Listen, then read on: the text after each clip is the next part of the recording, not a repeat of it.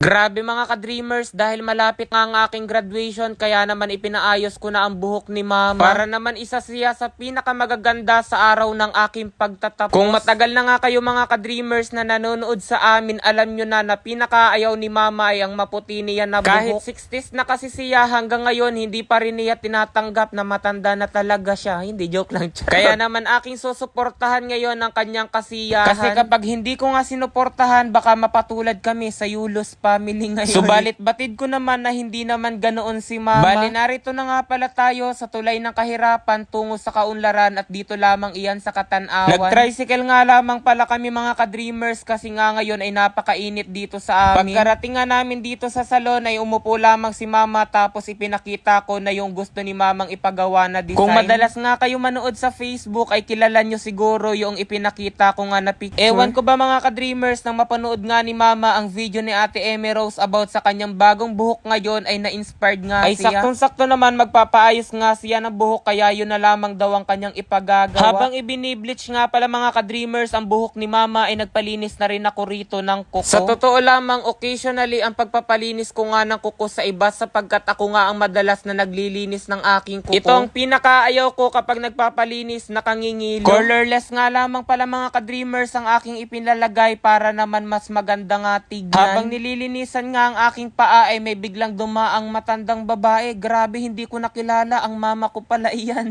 Bali, sa mga sandaling ito mga ka-dreamers ay naghihintay lamang si mama ng ilang minuto bago alisin nga yung parang foil sa kanyang buhok. Ay saktong-sakto naman, pagkatapos nga ako malinisan ng kuko sa paa ay inaalis na rin itong foil sa buhok ni mama. O diba, kung mapapansin nyo nga mga ka-dreamers ay nakuha nga natin yung design ng buhok ni mayaman ngayon. Alam nyo ba mga ka-dreamers, sa totoo lamang hindi ako sang-ayon sa pagpapableach nga ni mama ng kanyang buhok. Kasi nga batid naman natin na hindi ito maganda sa kalusugan ng buhok. Sapagkat batay nga sa aking research mga ka-dreamers ay inaalis lamang nito yung natural protein. Pero dahil sa tanang buhay nga ni mama ay never pa naman niya itong naranasan, kaya naman kahit papaano ay sinuportahan ko kaya na rin. Kung ako sa inyo ay huwag na huwag ninyong hahayaan na nag-scroll ang inyong ina sa Facebook. Kasi nga baka mapatulad kay mama na na-inspired sa ganitong klaseng buhok ay magpaayos na rin. Wala na talagang masasarap pa sa pakiramdam kapag nasusuportahan at naibibigay mo yung kagustuhan nga ng iyong mahal sa buhay. At sa ganitong paraan nga pala mga ka-dreamers ay nararamdaman ko na rin kung ano nga ba yung pakiramdam ni mama kapag naibibigay niya yung mga gusto naming mga anak niya. Kaya naman siguro masakit din sa pakiramdam kapag may mga pagkakataong hindi na ibibigay yung mga gusto natin. Kasi nga siguro nafe-feel nila na parang hindi sila responsableng magulang. Kaya kung napapanood ninyo ito mga ka-dreamers tapos may pagkakataong hindi na ibigay ng inyong magulang ang inyong kagustuhan ay huwag sasama ang inyong kalooban. Kasi nga kung nasasaktan kayo at hindi kayo nasusuportahan ay mas masakit iyon sa kanilang pakiramdam bilang magulang. Bali, iyan nga pala ang kamay at paa ni mama na medyo maraming ugat pero ipinagmamalaki ko iyan. Kasi nga iyan ang kanyang naging haligi at kaagapay para maitaguyod kami magkakapatid kahit na nag-iisa lamang siya sa buhay. Pinalinisan ko na rin ang kuko ni mama sa kamay at paa para naman mas maganda lalong tignan. After naman malinisan ang kuko ni mama ay binanlawan na ang kanyang buhok. Kanina pa talaga tapos mga ka-dreamers iyan, pero ipina-treatment ko na nga para maiwasan ang pagdadry ng buhok ni mama. Kaso habang tinititigan ko nga itong ayos ng buhok ni mama ay parang medyo malayo doon sa buhok na ginagaya nga namin. Sa totoo lamang mga ka-dreamers, nakuha na talaga kanina pero may iba pang ang proseso na ginawa rito. Kahit ganun pa man ay tignan nyo naman ang buhok ni mama ngayon, napakaganda talaga. Yung tipong kapag nakita mo nga ay parang natural lamang na uban. Abay, kapag tinignan mo naman mga ka-dreamers ng malapitan ay napaka-smooth naman talaga. O diba, kahit halos 2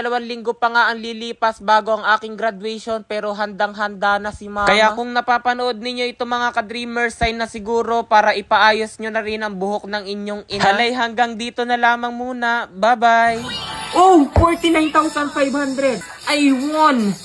83,100. Ngayon mga ka-dreamers, tuturuan ko kayo kung paano kumita ng napakalaki rito kay PH Pasay. Nasa comment section lang ang link para mag-register at mag-deposit. Huwag nyo kalimutan mag-screenshot sapagkat mamimigay ako ngayon sa GCash. So yan, maglaro ako ngayon dito kay Super Ace. Play! Ito yung pinakamaganda scatter agad sapagkat may 10 spins siya mga ka-dreamers. 400 na agad oh. O yan yung scatter na sinasabi ko. Napakaganda niyan dito kay PH Pasay. Play! 800 agad. Oh, 1, 2. 1, 2. 1, 2. 1, 2. 4,000. 2,4. 1,2. 2,4. Oh, 49,500. 5,000. 10,000. 1,000. Grabe. Tingnan niyo mga ka-dreamers. Look at this. I won 83,100. Ang akin lang tinaya, 200 pesos. Oh, di ba napakadali lamang talaga kumita rito kay PH Pasay. Kaya kung nais nyo rin kumita mga ka-dreamers, nasa comment section lang ang link para mag-register at mag-deposit. Huwag kalimutan mag-screenshot at ilagay sa comment section sapagkat mamimigay ako sapagkat nanalo nga ako. Ang daming sapagkat pero dahil ako'y tuwang-tuwa, mag-register at mag-deposit na kayo. Yun lang.